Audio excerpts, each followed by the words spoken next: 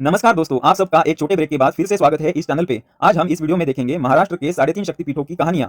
जानेंगे रेणुका माता यल्लम्मा देवी किस प्रकार हो गई, हर साल मां तुळजा भवानी देवी का पलंग क्यों जलाया जाता है, तुळजा भवानी देवी को मांसाहार नैवेद्य क्यों दिखाया जाता है, तिरुपति बालाजी के दर्शन के बाद कोल्हापुर की महालक्ष्मी देवी के दर्शन लेने की प्रथा क्यों है, और भी जानेंगे दोस्तों ऐसे ही इंटरेस्टिंग सवालों के जवाब। तो बने रहिए इस वीडियो में अंत तक। तो दोस्तों, पुराणों के अनुसार देवी सती के शव के विभिन्न अंगों से 108 शक्तिपीठों का निर्माण हुआ, लेकिन दोस्तों समय के कमी के कारण आज हम केवल महाराष्ट्र के 3.5 शक्तिपीठ के बारे में देखेंगे।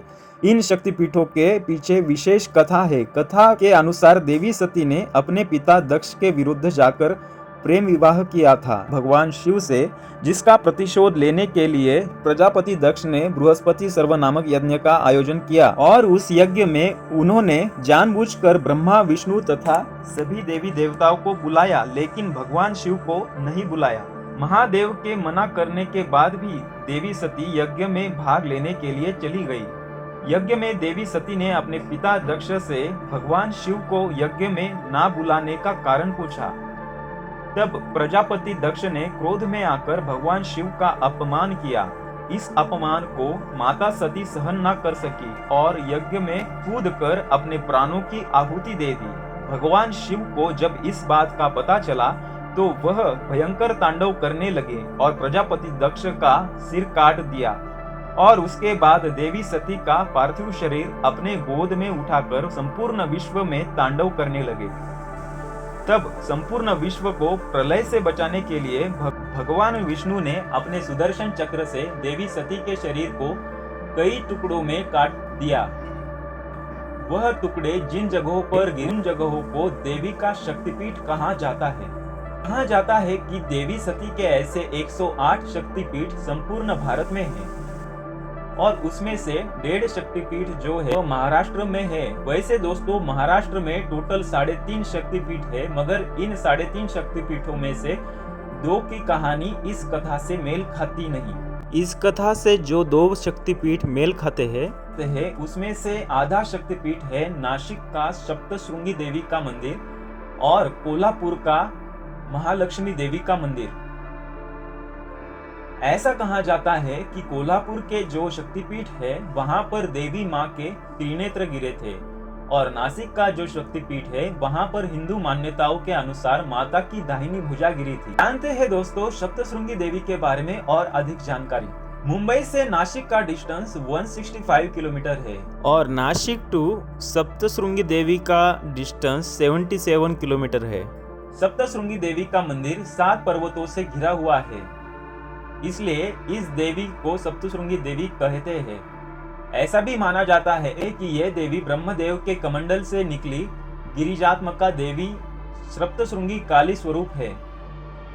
सप्तशृंगी देवी को श्री महाकाली, श्री महालक्ष्मी और श्री मां सरस्वती के त्रिगुण स्वरूप में भी आराधना की जाती है।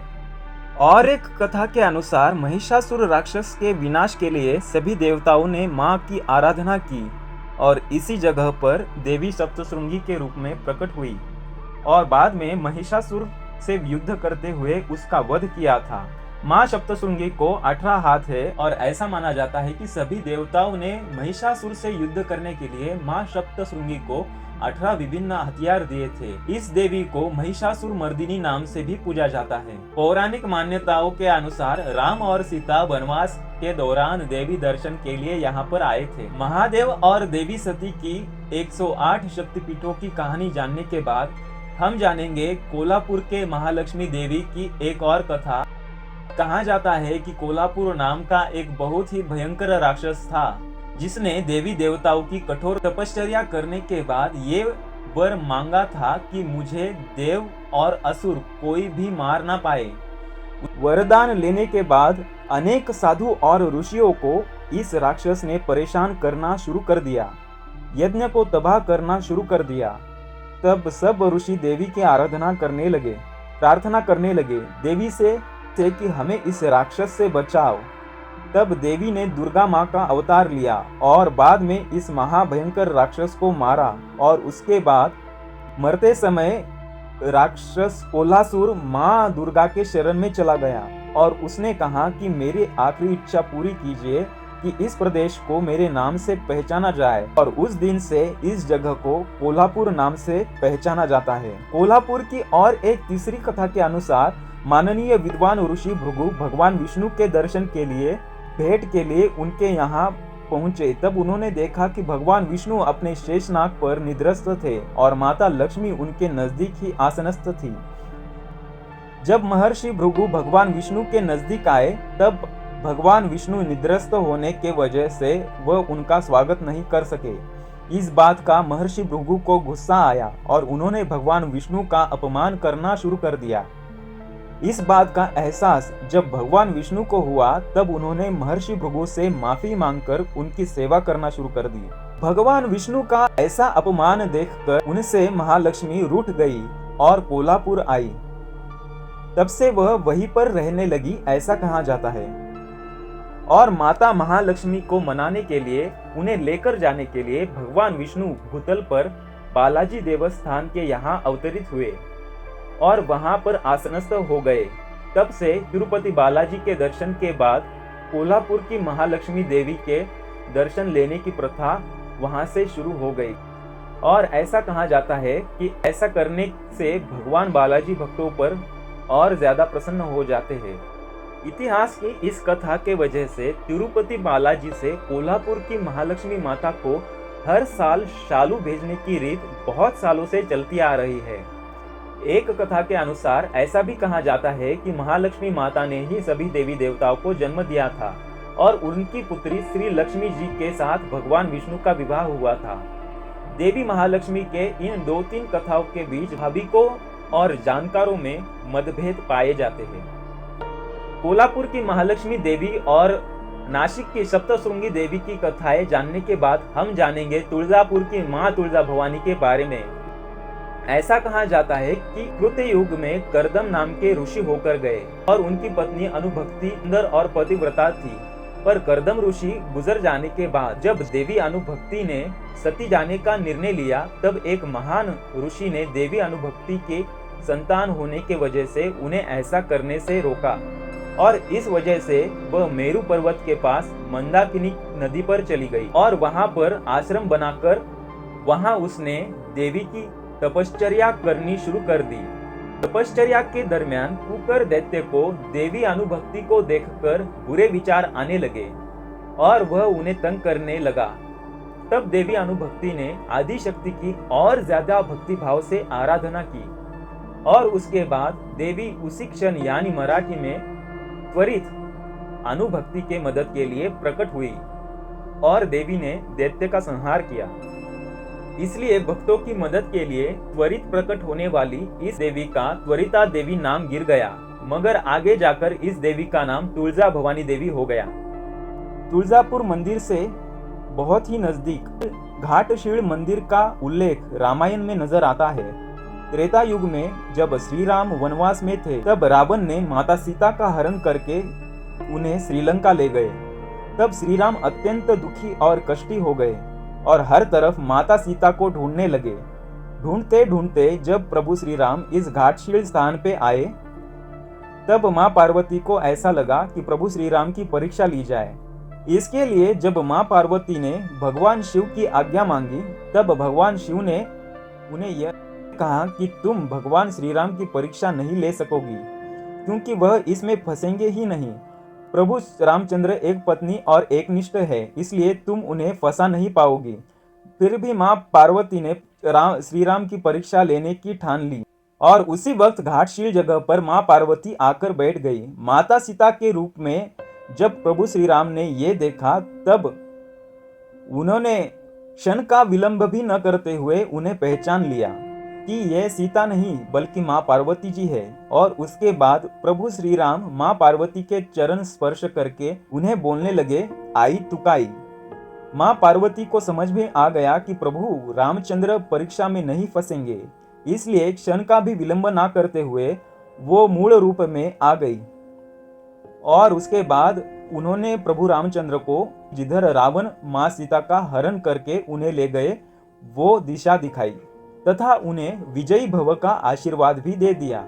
इसलिए पार्वती माँ के इस रूप को श्री राम वरदायिनी ऐसा भी कहा जाता है। तो इस प्रकार से दोस्तों कृत युग में देवी अनुभक्ति के लिए, त्रेता युग में प्रभु रामचंद्र के लिए, द्वापर युग में धर्मराज युधिष्ठिर के लिए और कलयुग में छत्रपति शिवाजी महाराज के लिए ये देवी वरदायिनी है, यानी आशीर्वाद रूपी है। तुळजापुर के तुळजा भवानी देवी की और एक कथा भी बताई जाती है। महिषासुर नाम का राक्षस सभी देवी देवताओं को बहुत परेशान करता था, इसलिए सभी देवी देवता ब्रह्मा, विष्णु और महेश देवता के पास महिषासुर राक्षस से बचाने की विनती करने के लिए चले गए। उसके बाद ब्रह्मा, विष्णु, महेश ने अग्नि का बड़ा गोला तैयार किया और इस अग्नि के प्रचंड गोले के रूप में तुळजा भवानी देवी प्रकट हुई।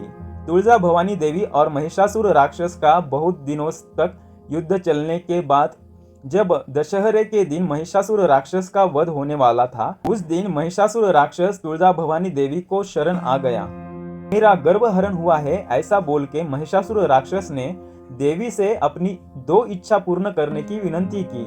पहली इच्छा ये थी कि उनका नाम जो है वो देवी के नाम के पहले लिया जाए, और दूसरी इच्छा ये कि उसे जो पसंद है वो मांसाहार का नैवेद्य दिखाया जाए।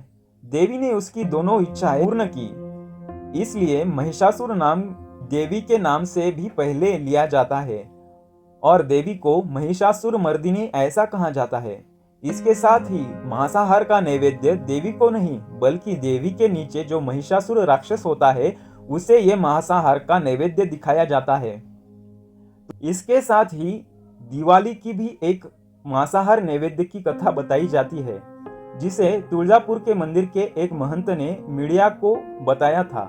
उस कथा में उन्होंने ये कहा था, नवरात्रि के बाद भैरवनाथ को रम्य स्थान दिखाने के लिए दंडकारण्य में देवी भेजती है। वहां जाने के बाद वहां देवी ने उसे क्यों भेजा, यही बात भैरवनाथ भूल जाते हैं। उसके बाद देवी उसे कहती है कि तुम्हें किस बात के लिए भेजा था और तुम क्या कर रहे हो। उसके बाद भैरवनाथ ने देवी की क्षमा मांगी।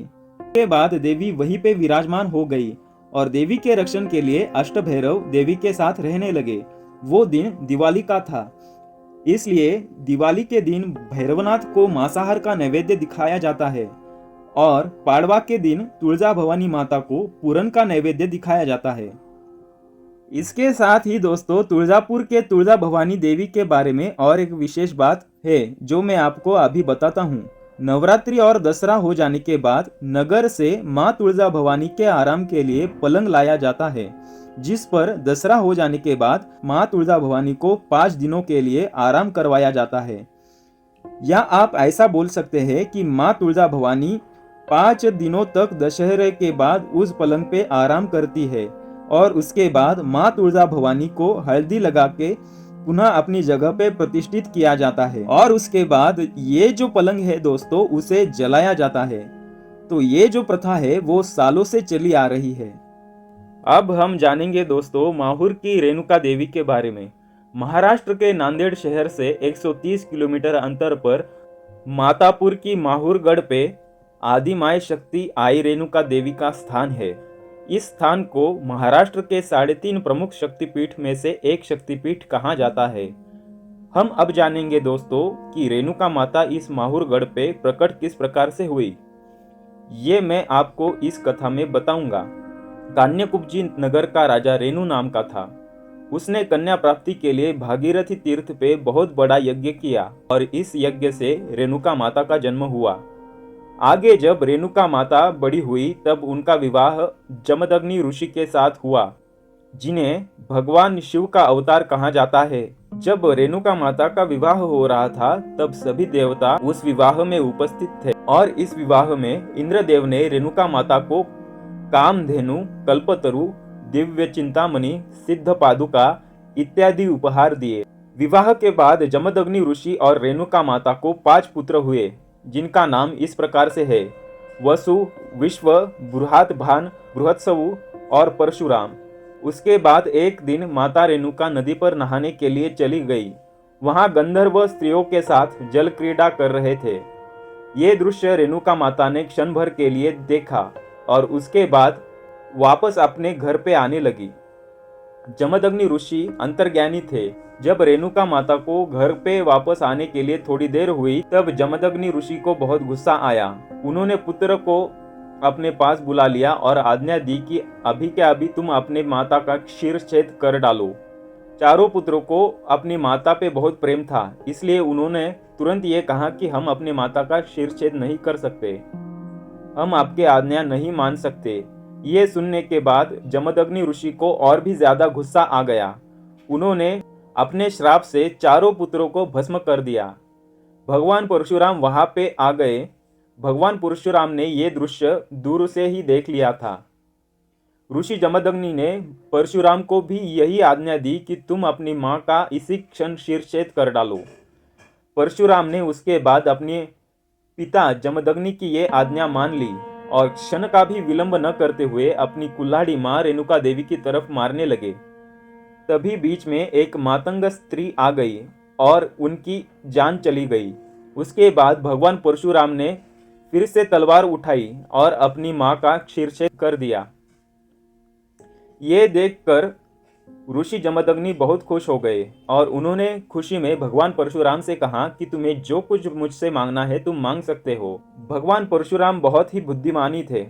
उन्होंने ये सुनते ही अपने पिता जमदग्नि से ये मांगा कि प्रथम मेरे सभी भाइयों को तथा उसके बाद मातंग स्त्री और रेणुका माता को भी जीवित कर दीजिए।